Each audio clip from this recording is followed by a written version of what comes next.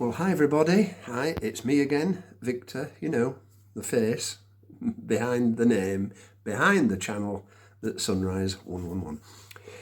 Now I'm making this video like just a few hours now before we set off for the holiday. I say a week because I'm going with some friends, and it's just a few hours before we set off. We've got to be down in Dover at breakfast time tomorrow morning, which means setting off in the early hours because it's 300 miles from here. So we'll be setting off in the early hours of the morning.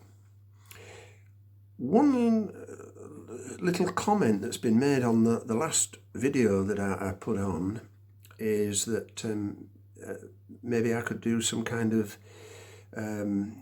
video diary of the holiday. That's a good idea, actually. Good idea, whoever's said that. So maybe I'll do that, and then when I come back I can edit all that together, put it into some kind of thing and put it here on the channel so you see where I've been, what I've been up to. But in the meantime, I thought also I'd just mention, and by the way, I'm not going to have time to make this video into some kind of edited version and put it on before I go. So again, this is going to appear after I get back, although I haven't yet gone. But I just thought I would mention, some people wonder, you know, because the Sunrise channel obviously is one of my hobbies, but it's not the only hobby. And I thought I'd like to just tell you a little bit about 2 or 3 of the other little hobbies that keep me occupied and out of mischief. So that's what I'm going to do. Hold tight and I'll take you first of all out into the garden. So here we go, out into the garden. The honeysuckle's doing good this year. The clematis, it's flowered once, I think it'll flower again. Got some gooseberries here. I think these will be ready to crop once I get back from our holiday. Alliums, love alliums. Irises over there. They're doing well. Here's the jasmine. Some sweet peas that I've just planted. They should be growing this summer. And some tomatoes. It's parsley.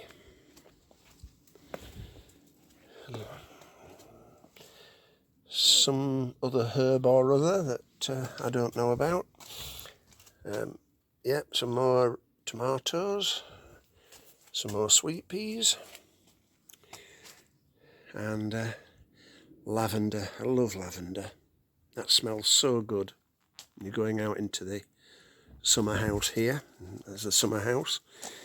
The azalea's finished now, sadly. It was glorious a few weeks ago. Here's the Aquilegia or columbine. And a little acer tree that I've planted. That should start to flower very soon too. Okay. So that's my little garden hobby. Let's go into the garage. Now you'll have to excuse the state of the garage. It's got things in here that I'm storing for my son who's having renovations done on his house. So it's quite untidy, not as neat and orderly as I would normally have it.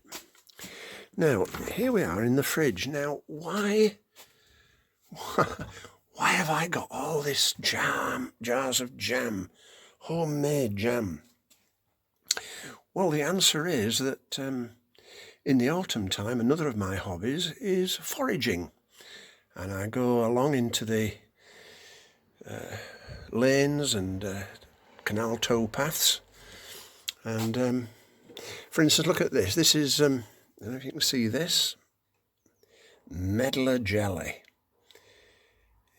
Beautiful. Not many medlar trees about, but it does make a gorgeous jelly.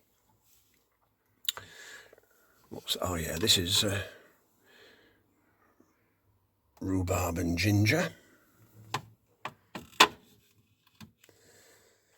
Here's another one I enjoy making. quince and apple. Beautiful stuff. Lovely quince. Lovely scent to quinces. So there we are.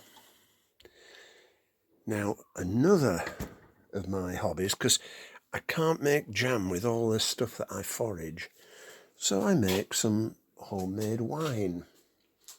And here you can see some of the wine. What have we got here? Let me have a look.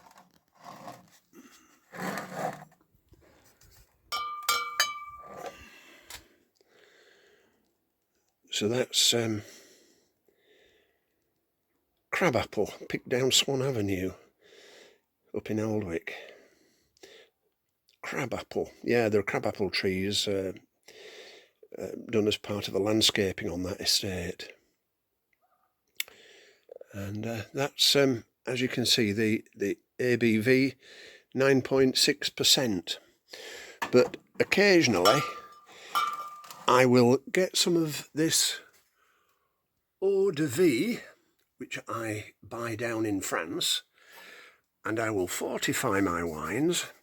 So here's some slow wine, but I've fortified it, and my sense of humour, I suppose, I call it slow death.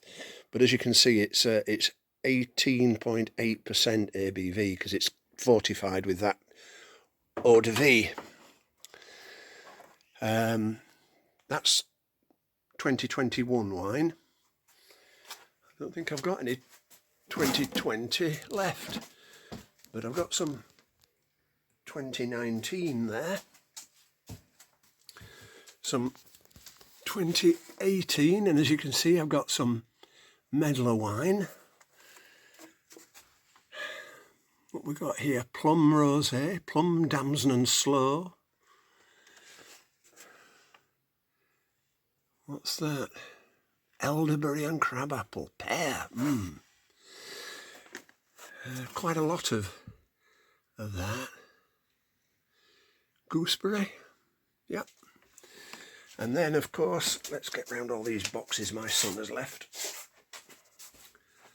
And then, of course, we're on to 2017 wine. And, fig and banana there. And strawberry. Slow wine again. Raspberry wine. Beautiful stuff. And then on to 2016 wine. What have we got there? Green Gage and strawberry, yeah. Yep. And hidden behind these panels here, we've got, going way back to 2013. And if you've never heard of Bullaces, they're a kind of plum, a little bit smaller than a damson. There we are. So that's another of my... 2013, by the way, that's the year I started first making wine. So I've got a few bottles of that left. Okay. Now another of my little hobbies, besides making jam and homemade wine, I do like a little tipple of whiskey every now and then. And so I have a collection of whiskies. Annock there. And behind it, Altmore, Bunnahabhain, Clynelish, Dingle, and there's more behind. I'm just showing you the front ones. Dingle, you notice they're all in alphabetical order. Elijah Craig, Four Roses. Let's see what else I've got. Glengarry, High West, Inchgower, Jameson's, Cavalan, I think that's Taiwanese. Ledaig, which is actually pronounced Lechik, beautiful whiskey. One of my favourites there, Mortlach. It's from Dufftown, from the same area that Glenlivet is made, but I much prefer the Mortlach. New Riff, which as you can see is a bourbon. Another Kentucky bourbon there, Forester, Old Forester. Got a Canadian whiskey, Pike Creek, Rassay, Scapa, Tomintoul, Waterford, and some Japanese whiskey there, Yamazaki with yellow spot behind it. And I have a little nip, maybe 2 or 3 times a week, that's all. But it's nice to share with friends when they call. So, collecting whiskey, making homemade wine and homemade jam, my garden. I think you've seen a few of the things that keep me busy.